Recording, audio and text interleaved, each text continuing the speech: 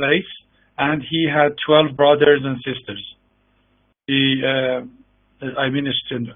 Father. He committed suicide. The birthday gift is considered to be his first play. He always had a conflict, Strindberg, and he found the resolution in suicide and violence. He wasn't lunatic, but a neurotic type of character. He married a baroness who divorced her husband to marry him.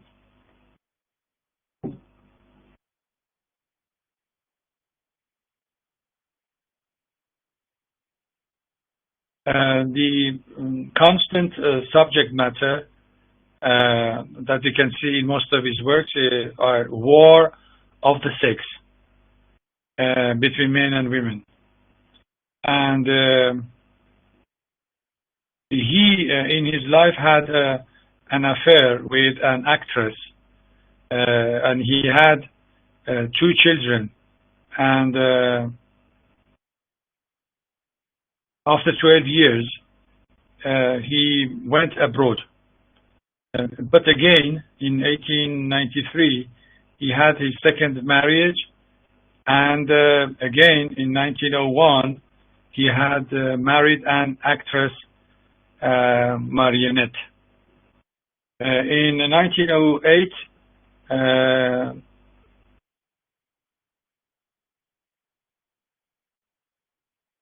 he had ended his relationship with Marionette. The love was ended at that date. He could love and hate at the same time. This is one of the specifications of Strindberg.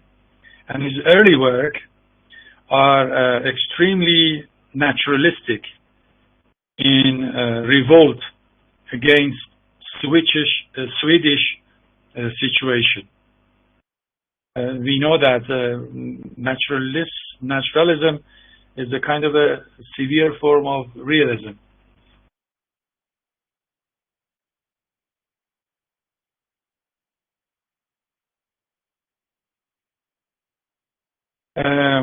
Plays such as The Father, published in 1887, The Stranger in 1889, and Miss Julie, published in 1889, same year, they are all product of this naturalistic period.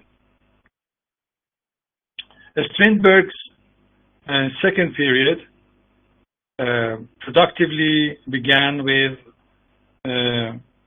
Inferno, describing his illness while he was in Paris. He was interested in alchemy, and which is indicated in one of his plays, a dream play.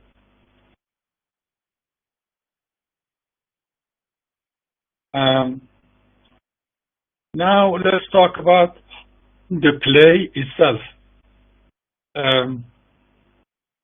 The Father.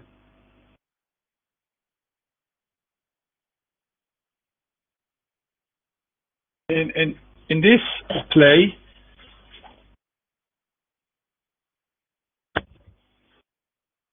the male character is the mistreated sex.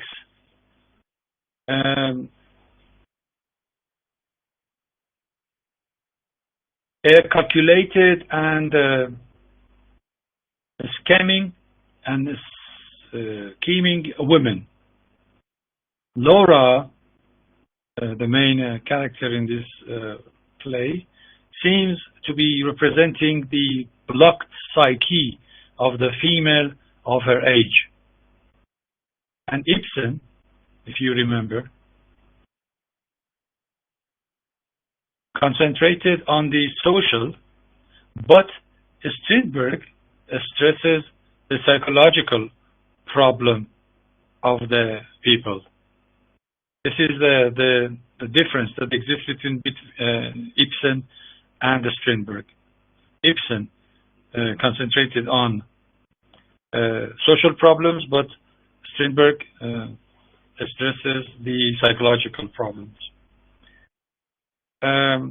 Laura in this play doesn't like her husband's existence and didn't like the idea that he was the master of the house.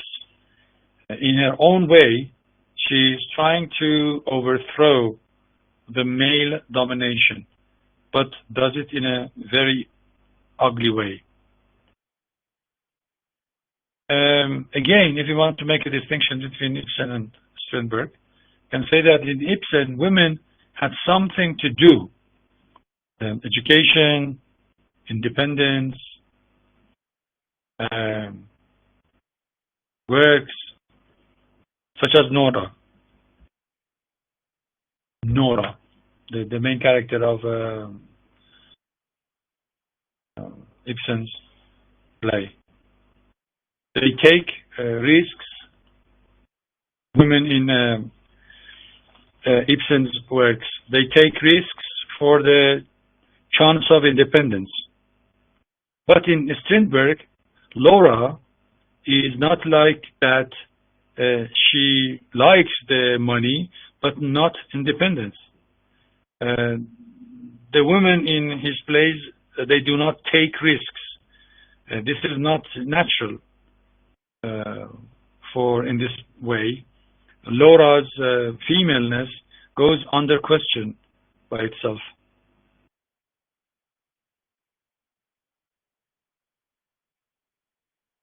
Strindberg had two conflicting attitudes about women. One is the Madonna image, the mother figure, loved, respected, loved, respected, holy.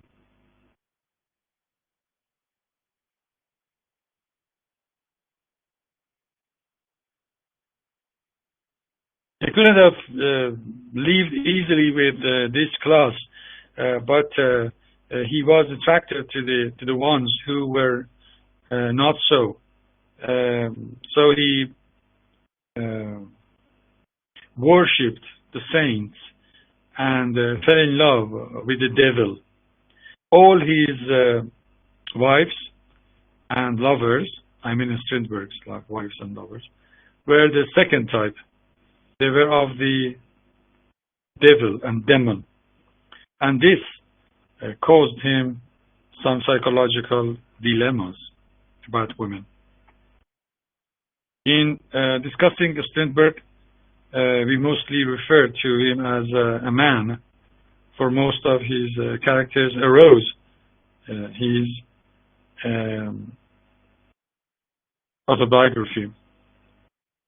Strindberg seems to believe the females are the dominant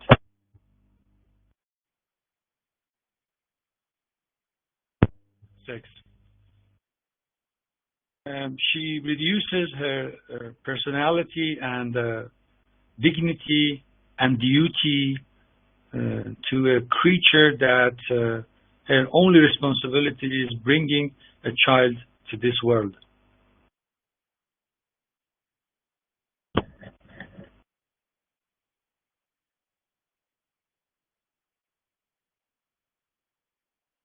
She's so low that she uses the weapon that any ignorant woman could cheat with it. She's very cheap.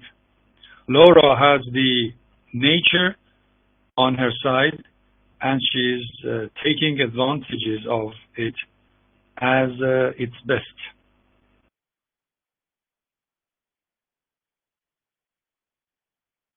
We have two male characters in this story. We have Doctor, who represents the science, and the Pastor, who represents religion.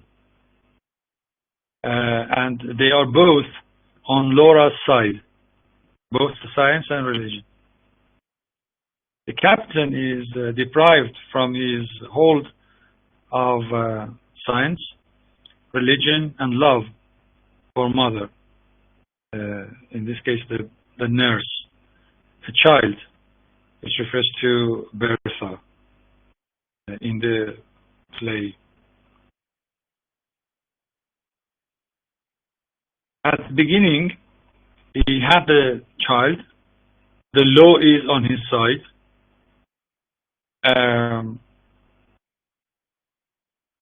He has intellectual self-respect, manly self-confidence, rationality is rational, no doubts.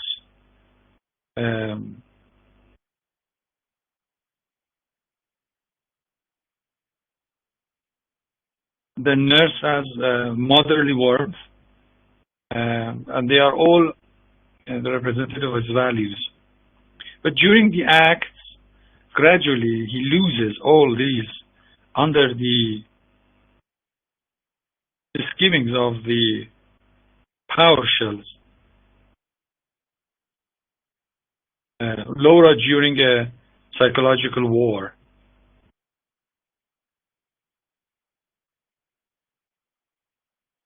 In Strindberg, the captain becomes the doll of Ibsen. Doll's House, remember? The play, The Father, has simple action, limited characters.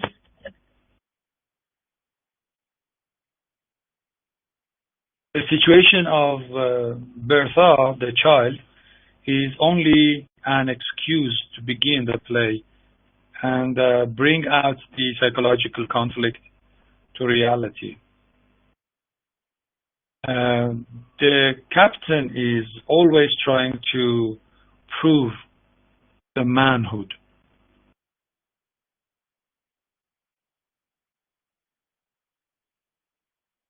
Turn of the century, which was redefining the role of men and women, and in such conditions, there are always turbulences, and women and men like Laura and the captain are the victims of such a situation. However, Laura, who is trying to establish the change, but she is doing it in a vicious way. Captain is also strange. He was very much afraid of losing the very gift of being the chief and the change which made him to make mistakes. He could be less dominant, but he goes on as a master and receives that, and both are seemingly they're both are victims. For neither of them, nor Laura, nor Captain, could make a proper definitions of what a man or a woman is. Strindberg is the first and the foremost of the playwrights who dealt with the psychological deadlocks of the male.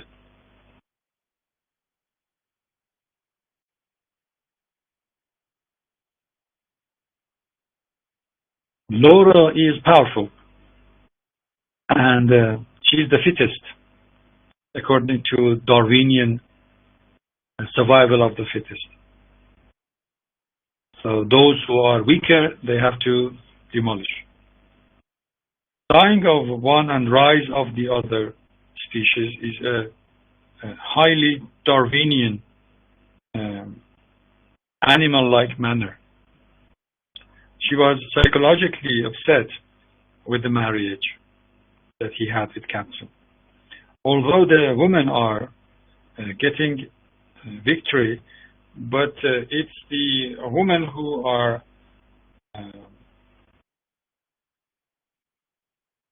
reactionaries and the conservatory. They are happy with what the man dominance has cost on them.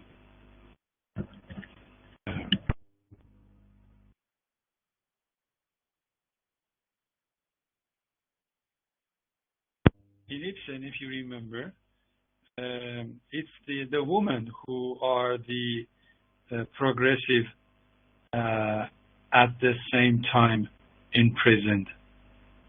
But she wins because she has respect for nothing.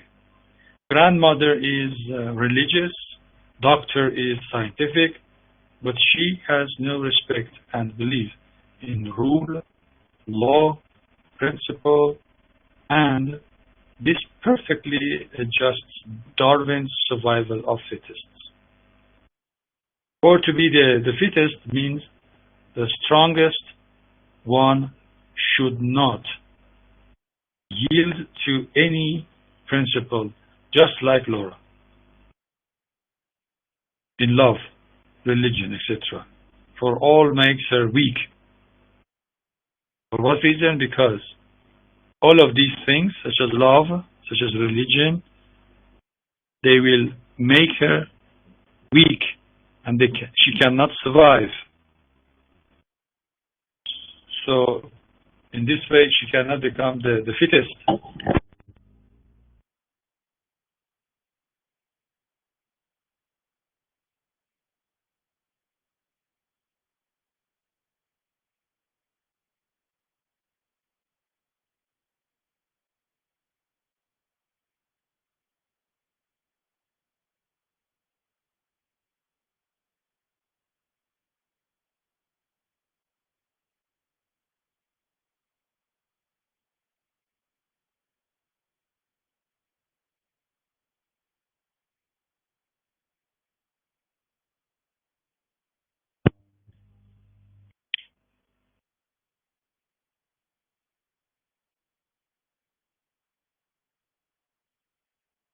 As I was saying, she was following exactly the way that Darwinian survival of the fittest was ruling.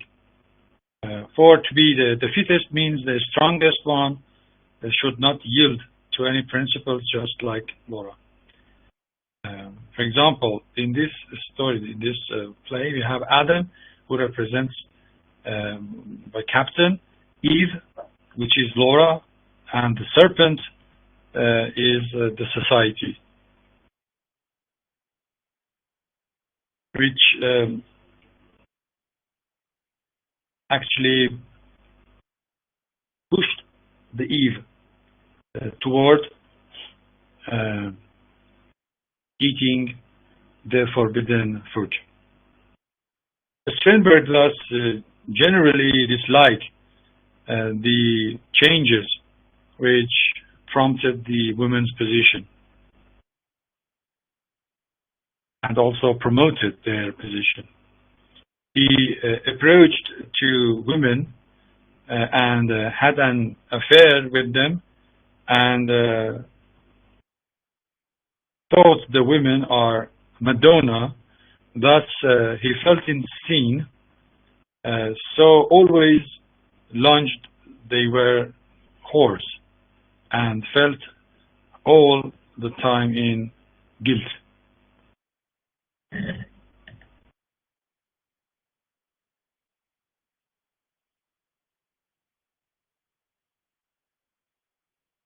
Here in this play we have psychological realism. Psychological study of the captain and the woman in the play is not based on plot, but the whole thing appears to be a presentation of a slice of life, or opposed the Ibsen and melodrama. This is exactly opposite to Ibsen's and melodrama, and the way he used melodrama. It's a slice of life in naturalistic manner, according to Émile Zola, who says that we are trying to show a slice of life to the readers. He is a realist because he tries to convey, per se psychological, the reality of his time. He is a naturalist because he gives us a slice of life, not wholly based on plot. Because we know that in naturalistic, writings, either whether it is a play or a novel, the characters are more important than the plots. Compared with Ibsen, Strindberg sounds to be more modern in approach, for he is interested not only in objective reality, but also in the subjective attitudes of the individuals. Ibsen is more engaged with the story, a view on melodrama and tragedy, but Strindberg is a forerunner of modernism.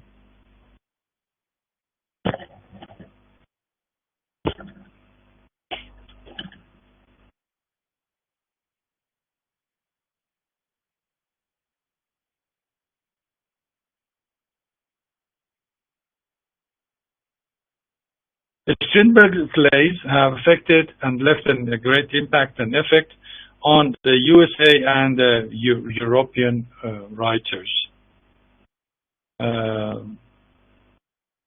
Psychological reality and expressionism plus expressionism is quite obvious in the American playwright O'Neill, and from O'Neill it moves to Tennessee Williams that we are going to study during our term. Ibsen is affected. Arthur Miller and Chekhov actually parodied Ibsen in a way.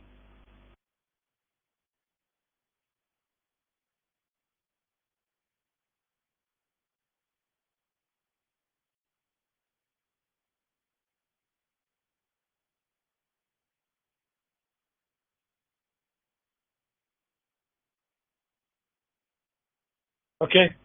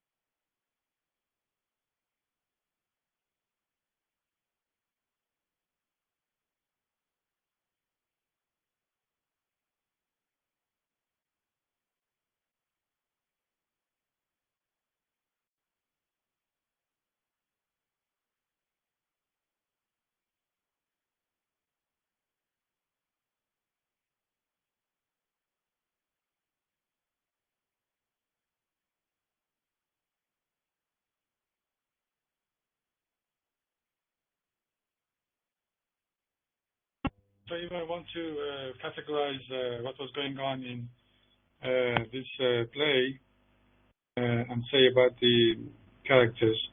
The characters in this play, actually it happens in 3 acts and in 24 hours.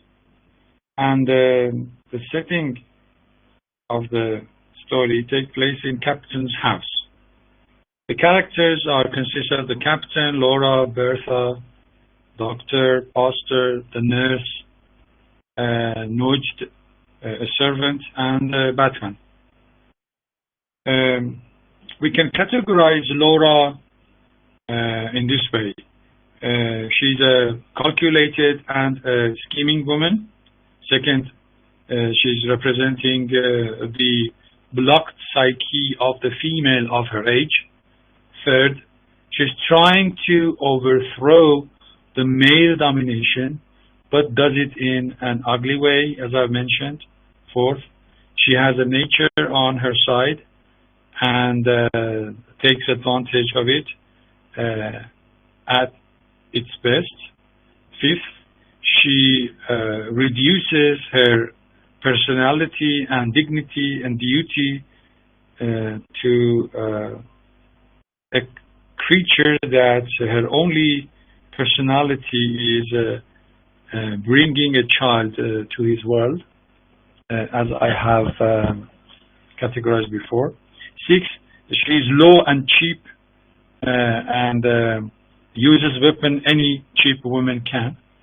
Seven, she is Darwinian, the fittest, the strongest. Eight, she wins because she doesn't respect any principle. And nine, she is psychologically upset with her marriage. And 10, she has the doctor, science, and pastor, religion, which represents religion, on her side. But captain, as I have mentioned before, at the beginning, he has everything, and he is a chief and dominant figure. But he had a child,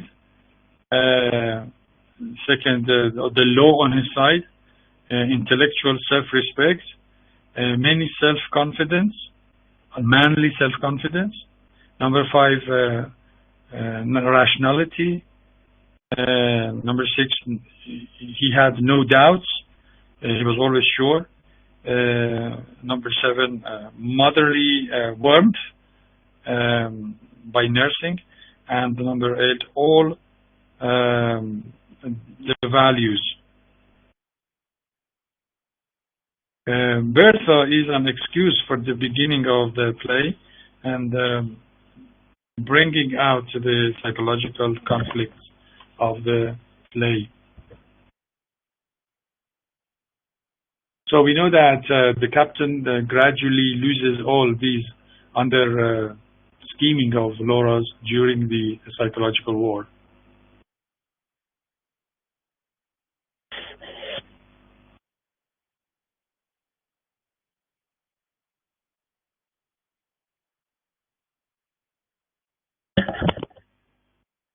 Bertha, Laura, and Laura and the captain are victims of the changes of the turn of the century. Laura wants the change, but do it viciously, and captain doesn't want it.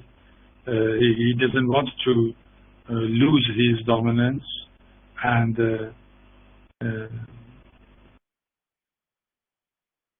stubborn. Both are victims, for neither could make a proper differentiation of what a man or a woman is. Strindberg himself seems a misogynist, someone who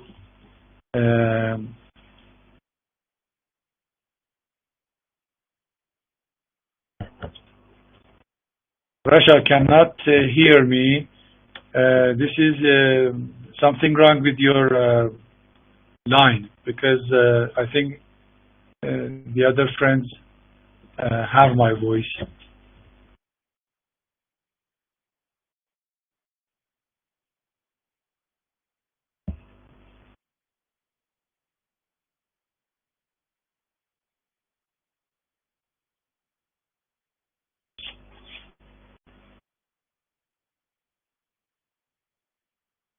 Yes, Allah, this list that you have in the group is the primary list. Since you have been added to the class later from the last week, I will tell you which part you have to present. Okay? Let me see. Chekhov, Pirandello, Brecht, UNESCO, Beckett, Miller, Pinter, Albee,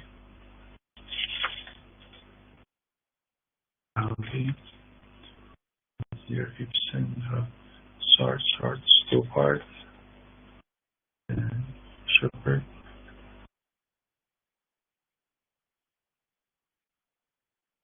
Stoppard, Shepard, Sartre, UNESCO, Brecht, Albi, Pirandello, Peter.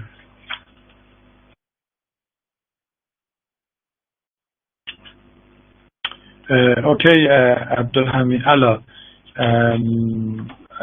Please work on Arthur Miller.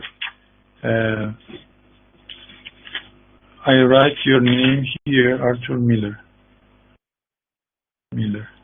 Okay.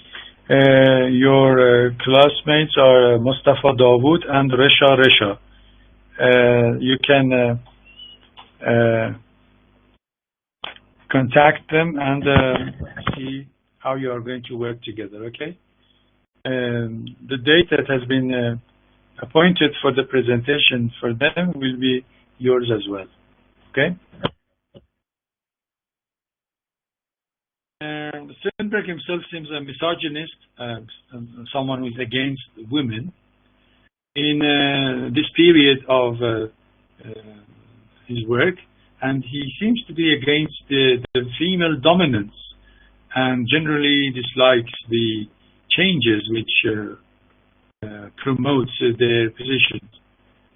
This might be because his own view is one of love and hate. Strindberg has two conflicting attitudes towards women. First, the Madonna image, as I have mentioned before, but he was attracted to the second kind, the devilish ones.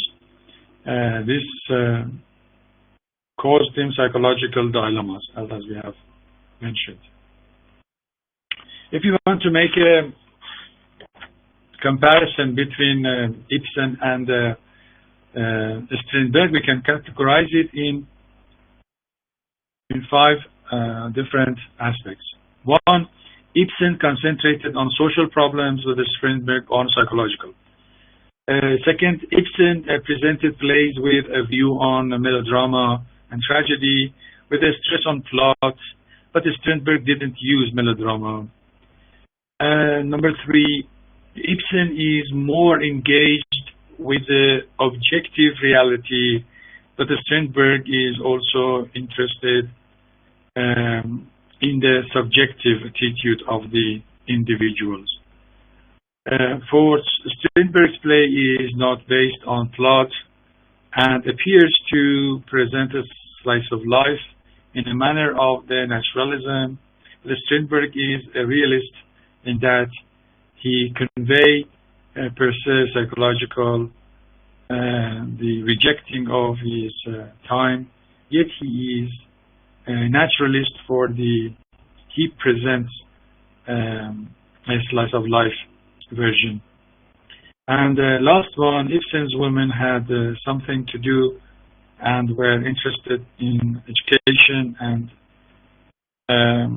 independence, and they were progressive, although imprisoned, such as Nora. But they took risks to make choices and independence. In Strindberg, Laura is the opposite, and she doesn't risk, likes many, but not independence, and this is not natural.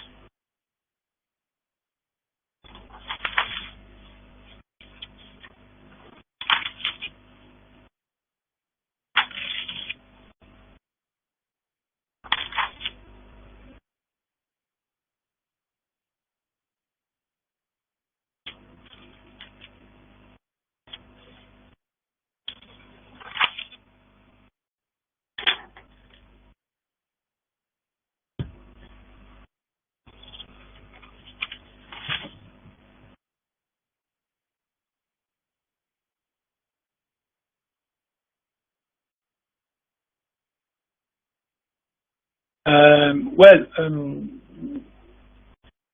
is there any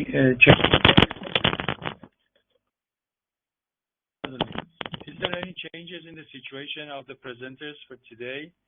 I think we had Ibtisam and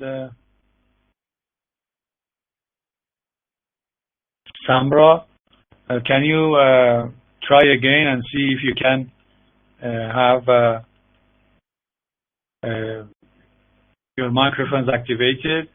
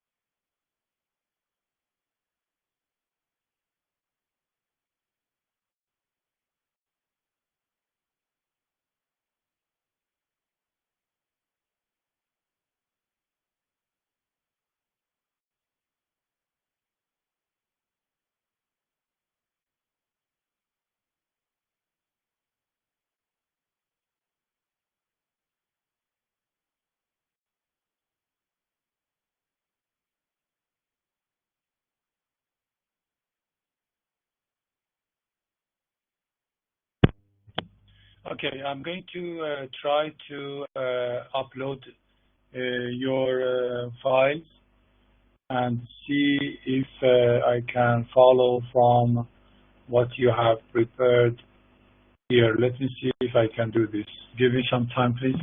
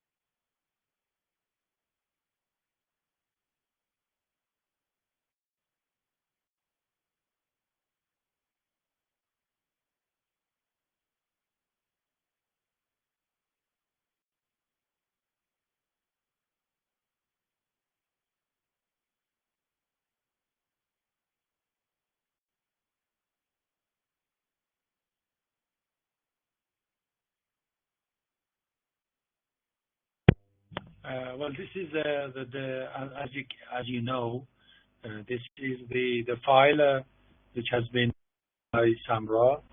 It has given a background of the play. The Father was written in 1887 and first produced in Berlin in 1890, and portrays the tragedy of a parents struggling for the future of their child. The story surrounds the conflict of interest between the captain and his wife, Laura. The captain is an ex-military hero and a well-respected scientist who fights with his wife about how to raise their daughter, Bertha, both know Bertha cannot be raised in the captain's household. However, the captain wants her to move into town and study to be a teacher, whereas Laura wants her daughter to have a different destiny, perhaps as an artist. Captain says that his decision is final and that the law supports him because he points out the woman sells her rights when she agrees to be married. Swedish law at that time prevents Laura's wishes about her daughter's future to be allowed. The argument grows and becomes fierce, so she frames the captain to be mentally insane in order to win the decision over her daughter's future.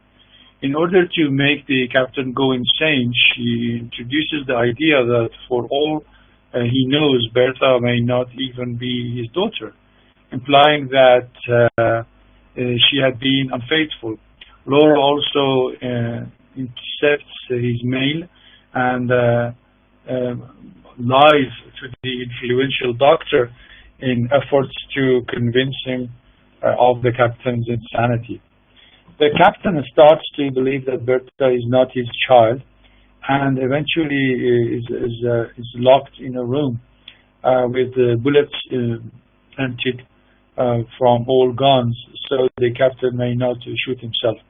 Laura, who has now swayed the long contemplative doctor and the pastor into believing the captain's perhaps now legitimate insanity, attempts to put a straitjacket on him as he comes out. You know, straitjackets are those jackets who usually they put it on the people in insanity, mad people, not to hurt themselves or others. And the sleeves are too long, and usually their hands are tied at the back of their backs. If you have not read the play up until now, I think this explanation provides you with enough information about what is it about. Rather, the captain cites numerous times in literature where there were references to illegitimate fathers, labels all women as his enemy, cites on his nurse's lap in a position that almost suggests that of breastfeeding, and has a stroke on her knees. Bertha runs to her mother, who now has custody of her child.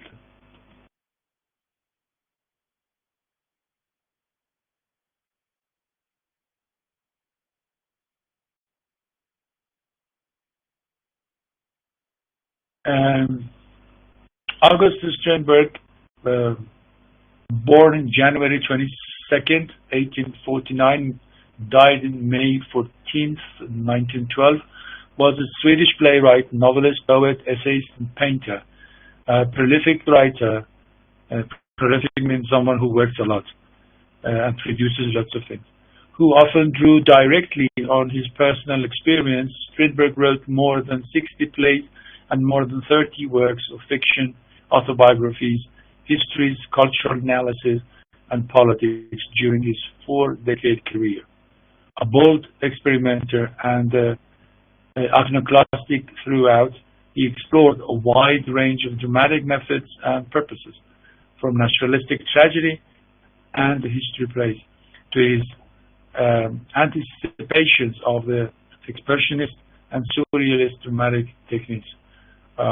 From his earliest work, Strindberg developed forms of dramatic action, language, and visual composition so innovative that many were to become technically possible to stage only with the advent of film. He is considered the father of the modern Swedish literature, and his book, The Red Room, has frequently been described as the first modern Swedish novel.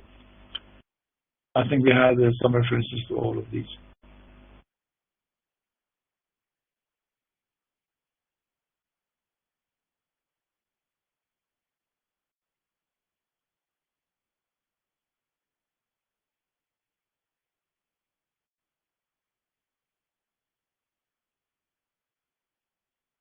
The premiere of his first major play, Master Olof, in 1881 gave him his theatrical background. This is a breakthrough, and in his plays, The Father, Miss Julie, and Creditors, these are the names of his plays, as I have mentioned before.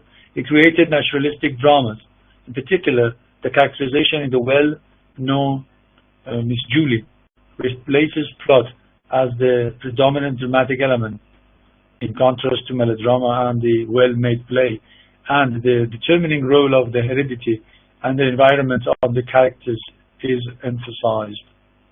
During the 1890s, he spent, this period is called Fond de siècle.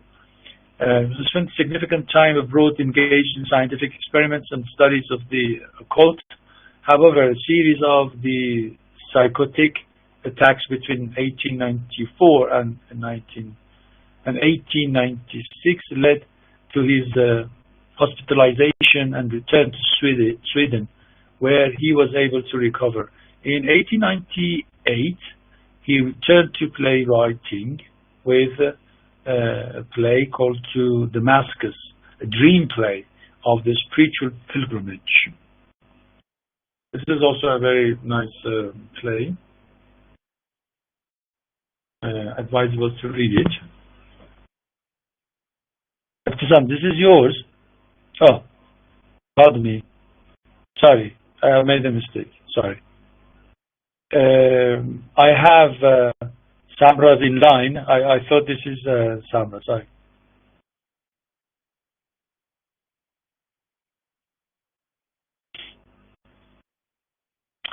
Strindberg wrote The Father in 2.5 weeks in 1887, a year before Miss Julie.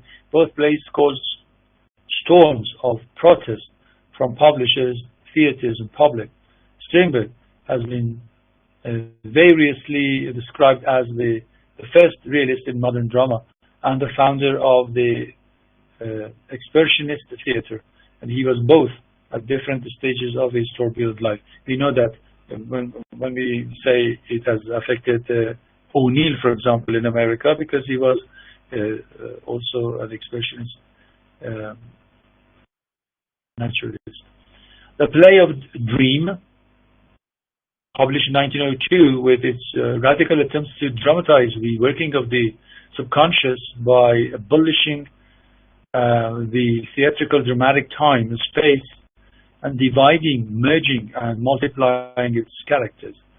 An important introduction to both expressionism and surrealism. He also returned to writing historical drama, the genre with which he began his playwriting career, and helped run the Intimate Theatre from 1907, a small theatre which gave his room plays such as The Ghost Sonata. These are the names of his different plays which appeared in different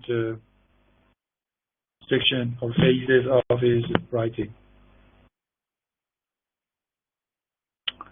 Strindberg explored a wide variety of the artistic expressions, and in his native country, Sweden, he is known for his poetry, novels, and paintings. Later in life, he concentrated on chemical experiments and became obsessively determined to win recognition as a scientist. Remember, I have mentioned that he was interested in mathematics. But his experiments with alchemy pushed him to a severe mental crisis, verging on insanity, to become a mad person. The Father is perhaps Stern's most bitter and autobiographical play. It details his own marriage breakdown and imagined jealousies about his wife, in which they divorced in 1892. Remember, again, it was mentioned that after 8 years they have divorced. From he was married to an actress.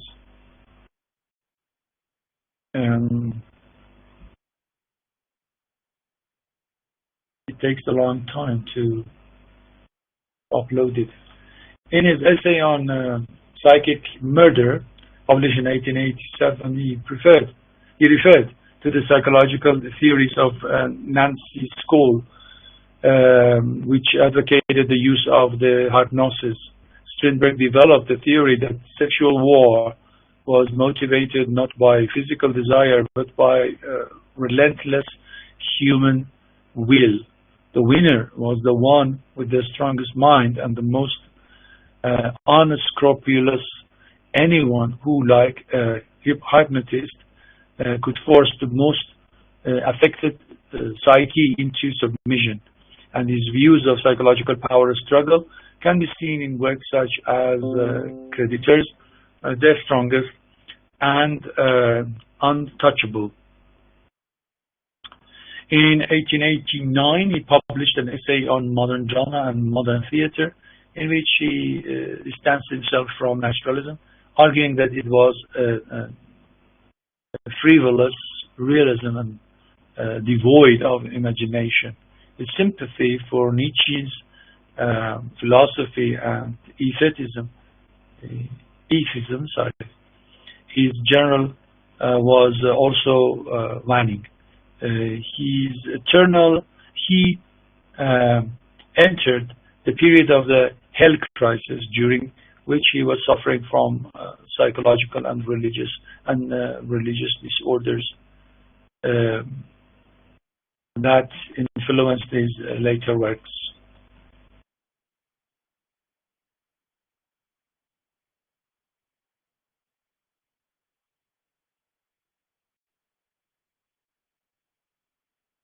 At this time, I'm waiting for your microphone to be opened.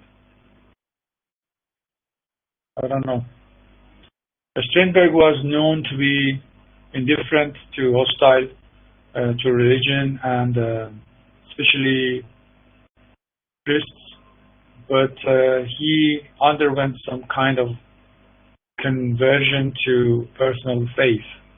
In a footnote, he noted the influence of Emanuel Swedenborg on his current work. We know that Swedenborg is the one who has left a great impact on the French symbolists. The forces were central to Strindberg's later work. He said that the forces were an external force that caused his physical and mental suffering because they were acting in relation to the human race for their wrongdoings. This period should be here.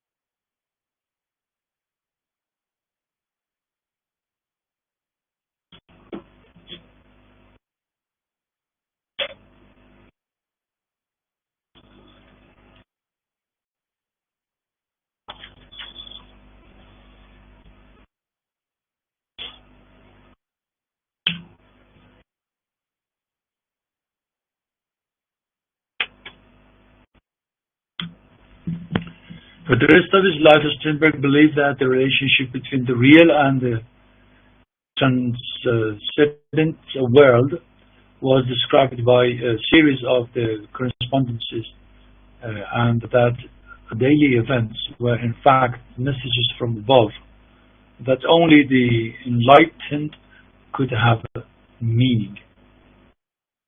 He also felt that he had been chosen by the providence to atone for the immortality of others, and that his ordeal was the compensation for sinful deeds earlier in his life.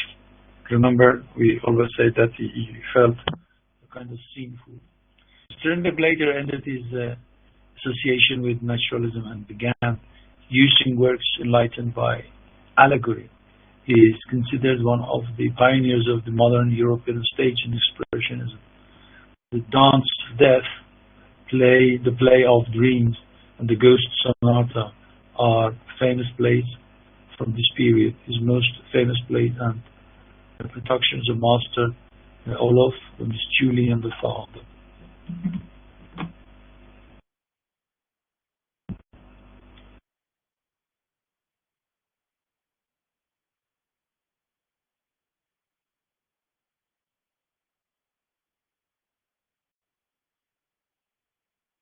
Okay, I better stop here. I'm afraid I have to leave the class a little bit earlier today. I have work to do, so we will leave the rest and also the other part for some time when we have extra time, so that we can cover them again, okay? Or even at the beginning of the next session we can have it. Next time we will go through Chekhov by Mustafa Jawad and Ahmad Hassan. I hope that your microphones are going to be activated during the course of the class, and I want you to go through Three Sisters if you can during the week ahead. Wish you, all of you, the happy Eid of Fitr, and please take care of yourselves, and thank you for your presence in the class. Till next week, God bless, and take care. Goodbye.